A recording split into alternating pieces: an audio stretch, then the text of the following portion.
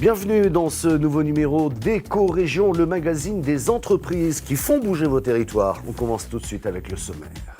Et cette semaine, nous verrons comment, dans les Yvelines, une entreprise est passée en quelques années de 5 à 700 salariés aujourd'hui, uniquement sur son savoir-faire, c'est-à-dire certifier toutes les innovations. Des poissons bretons dans les cantines des lycées bretons, c'est à découvrir avec le reportage de TBO. La marque Cassegrain booste Bonduel dans l'Aube. Canal 32 nous en dira plus. Dans la Meuse, de nouvelles solutions pour l'hébergement des seniors. C'est original et c'est à découvrir. Et nous commençons cette émission par une rencontre, celle de Mathieu Cognier, fondateur d'Emitech dans les Yvelines, plus précisément à Montigny, le Bretonneux. Créé en 1989 avec seulement 5 collaborateurs, Emitech s'est spécialisé dans les essais techniques et la certification. Autrement dit, il teste toutes les innovations avant de les certifier. Pour son fondateur, le succès d'Emitech repose avant tout sur les femmes et les hommes qui composent l'entreprise. Ils étaient 5 au départ, n'oubliez pas, ils sont 700 aujourd'hui. Un reportage de TV78. Comme je le dis souvent, un escalier, il faut le monter marche à marche, sinon on peut se casser la gueule.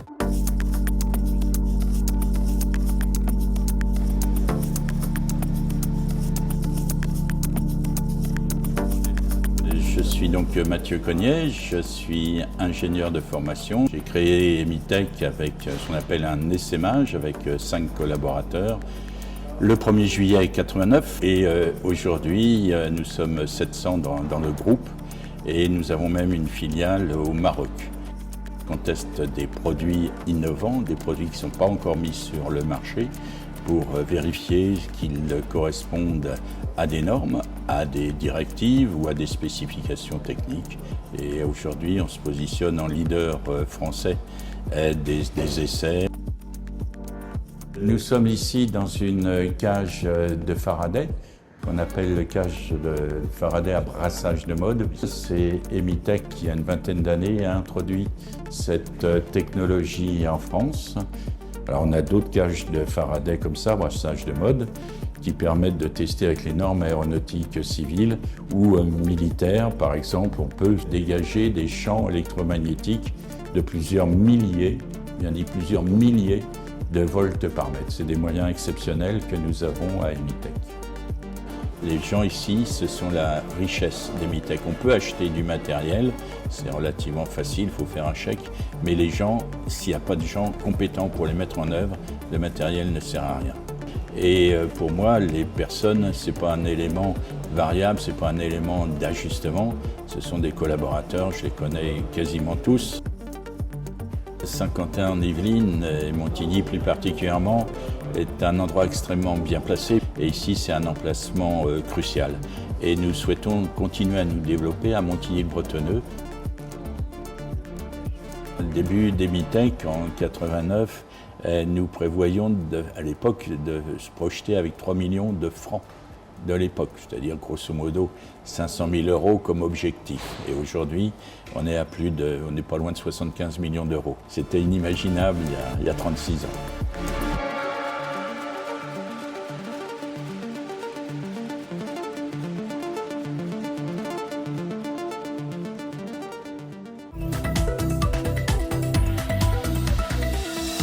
Les tacos, juliennes ou encore lieu noir rentrent progressivement dans les menus des lycées bretons. C'est une véritable première en région Bretagne et c'est un reportage de TBO. Les tacos, juliennes ou encore lieu noir rentrent progressivement dans les menus des lycées bretons. En un an, c'est 15% de poissons local en plus dans cet établissement quimpérois. Une première étape pour la région Bretagne. L'objectif, c'est d'aller à 70% de poissons frais issus de nos côtes, dont 30% labellisés Breizhmer. Ça nous permettra d'avancer. Et pour vous donner un ordre d'idée, aujourd'hui, 70% des produits qu'on consomme en France proviennent de poissons offshore, de poissons lointains. Et dans nos lycées, on est plutôt à 80-85%.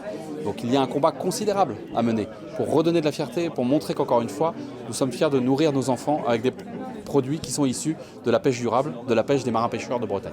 Et avec le label Breizhmer, c'est s'assurer d'une pêche durable qui va au-delà du cahier des charges imposé par Egalim. Parce qu'il faut répondre à tous ces critères de durabilité de la ressource, mais aussi à tous les critères sociaux, environnementaux, comme je l'ai dit. Et tout ça permet aujourd'hui que les navires, mais aussi les ports, mais aussi les entreprises de mareyage sont labellisés à partir du moment où ils répondent positivement à ce cahier des charges. Donc on a à disposition la liste des bateaux qui nous permettent d'acheter sur ces bateaux, de choisir les espèces qui vont correspondre aux besoins de nos consommateurs et de façon à pouvoir au mieux assurer la filière. Le chef du restaurant scolaire s'approvisionne chez les mareyeurs locaux comme Galen pour concevoir ses menus sans forcément se ruiner. Du poisson issu de nos côtes, c'est entre 10 et 15% plus cher. C'est assez jouable, donc on n'est pas sur des poissons nobles, on est sur le taco, le lieu noir, c'est des très bons poissons qui ont été un peu dévalorisés ces dernières années. Mais c'est des très bons poissons et en termes de coût, on peut rentrer dedans, oui. Aujourd'hui, on veut toujours du court terme, un retour sur investissement immédiat et tout ça. C'est pas aussi simple que ça. Alors évidemment, un établissement comme celui dans lequel on est aujourd'hui, j'ai cru comprendre que grâce au chef qui est acculturé et qui fait les choses comme il faut, c'est allé assez vite. Mais ça n'ira pas aussi vite dans tous les établissements. Ça, faut pas se faire d'illusions. Et donc, je pense que voilà, il faut qu'on prenne le problème à bras-le-corps et que petit à petit, on remonte entre guillemets l'escalier qui va nous mener justement à une bonne connaissance de ces produits, à une bonne consommation et qui va restructurer et consolider notre filière qui quand même est un peu déficiente en ce moment et qui souffre à travers tout ce qu'on a pu voir depuis autant d'années. Et le marché est là. Chaque année, dans les 116 lycées de la région, 9 millions de repas sont servis, de quoi soutenir la filière pêche et conchylicole bretonne. Allez, rendez-vous dans l'Aube où se trouve le seul centre de production finalement, production de barquettes traiteurs de la marque Cassegrain, propriété du groupe familial Bonduel. La marque n'est pas présente sur le marché des traiteurs. Elle va se lancer en avril notamment avec 4 recettes. La gamme en compte aujourd'hui 5 depuis le mois d'octobre. Et ça devrait aller un petit peu plus loin. Elle représente aujourd'hui 1% du marché national, soit un demi-million de barquettes écoulées. Et c'est un reportage de Canal 32. Le site Bonduel de Saint-Benoît-sur-Vanne est le seul en France à produire cette barquette traiteur pour la marque sœur Cassegrain. Un choix stratégique pour le groupe qui recentre sa gamme et s'appuie sur le savoir-faire de ce site de 12 mm² bâti, spécialisé dans ce type de plat depuis 1990. Une fabrication à date courte, bien différente de la conserverie traditionnelle. Il n'y avait pas, avant le mois d'avril, Cassegrain présent dans le rayon traiteur. En parallèle, c'est aussi l'opportunité de développer notre portefeuille de produits pour le site, avec des volumes qui potentiellement devraient croître et ramener de l'activité encore plus sur le site de Saint-Benoît. Lancée en avril avec 4 recettes, la gamme compte une 5e depuis octobre. 7 mois après son lancement, elle représente déjà 1% du marché national, soit un demi-million de barquettes. Une ligne de production dédiée a été installée, avec des cuissons et emballages spécifiques. Les effectifs restent stables, le site ayant arrêté certains produits pour faire place à la marque Cassegrain sur ce nouveau segment.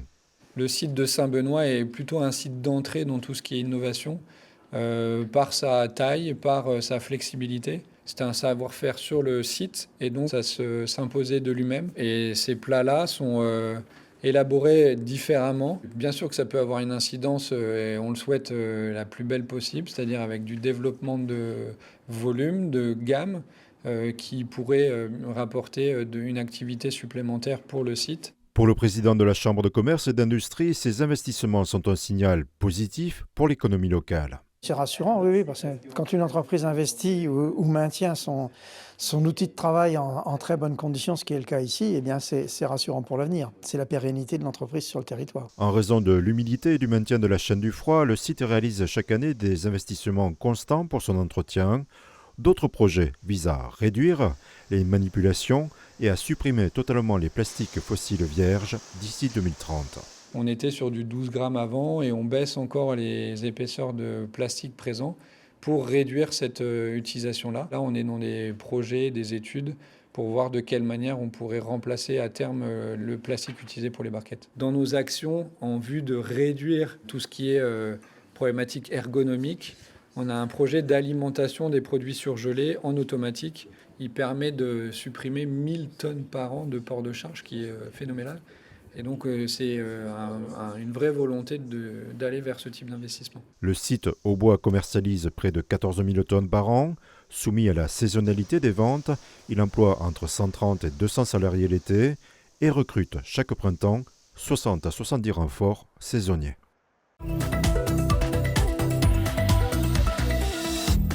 Dans la Meuse, l'ancienne papeterie Jean d'Heure, longtemps laissée à l'abandon, s'apprête à connaître une véritable renaissance. Fermée depuis les années 2000, elle va se transformer en habitat partagé, pensé pour rompre l'isolement des seniors notamment. Un projet innovant soutenu par la région Grand Est qui mise sur ces nouveaux espaces de vie pour renforcer la cohésion en zone rurale notamment. Un reportage de Puissance Télévisions. Cette friche s'apprête à avoir une nouvelle vie. À l'Île-en-Rigaud, l'ex-papeterie Jean d'Heure, longtemps abandonnée au bord de la Sceau, s'apprête à changer de visage. Derrière les murs industriels, le site va devenir un béguinage, un lieu de vie partagé, conçu pour rompre l'isolement des seniors et ramener de la convivialité au cœur du village. Ce jeudi 20 novembre, la région Grand Est est venue présenter les 5 projets retenus dans le cadre de son appel à manifestation d'intérêt. L'Île-en-Rigaud fait partie des lauréats avec une ambition claire, transformer ce patrimoine autrefois industriel en espace inclusif, chaleureux et ouvert sur la commune. C'est 16 logements qui vont être habilités pour personnes âgées, des logements d'environ 40 mètres carrés, où il va y avoir une vie sociale qui va s'installer entre les personnes qui seront donc dans la partie béguinage, avec un confort social autour de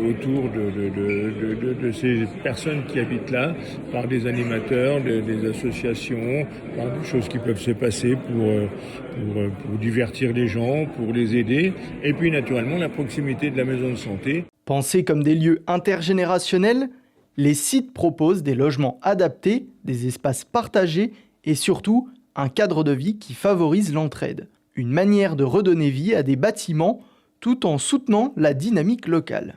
On est confronté au début d'un phénomène important qui va être marquant pour notre pays, c'est le vieillissement de la population. On va avoir de plus en plus de personnes âgées et ces personnes âgées, elles ont envie de rester le plus longtemps possible dans leur village. C'est là qu'elles ont leurs racines, c'est là qu'elles ont leurs liens sociaux. Et si on ne fait rien pour elles, à un moment, elles seront obligées de quitter le village pour aller dans des institutions, EHPAD ou autres, et elles iront à reculons parce qu'elles n'ont pas envie de quitter leur village. Donc offrir des solutions d'hébergement adaptées au vieillissement dans les villages, c'est ça la solution que la région Grand Est propose. À hauteur de 2,6 millions d'euros, la région mise sur ces initiatives pour renforcer la cohésion en zone rurale et faire de lieux comme l'ancienne papeterie Jean d'Heure des espaces où l'on peut bien vieillir. Et vous pouvez revoir cette émission sur le site internet de votre télévision. Nous sommes également diffusés à la radio, mais aussi en podcast audio. Quand vous le souhaitez, vous pouvez nous écouter aussi. Merci de votre fidélité. On se retrouve la semaine prochaine.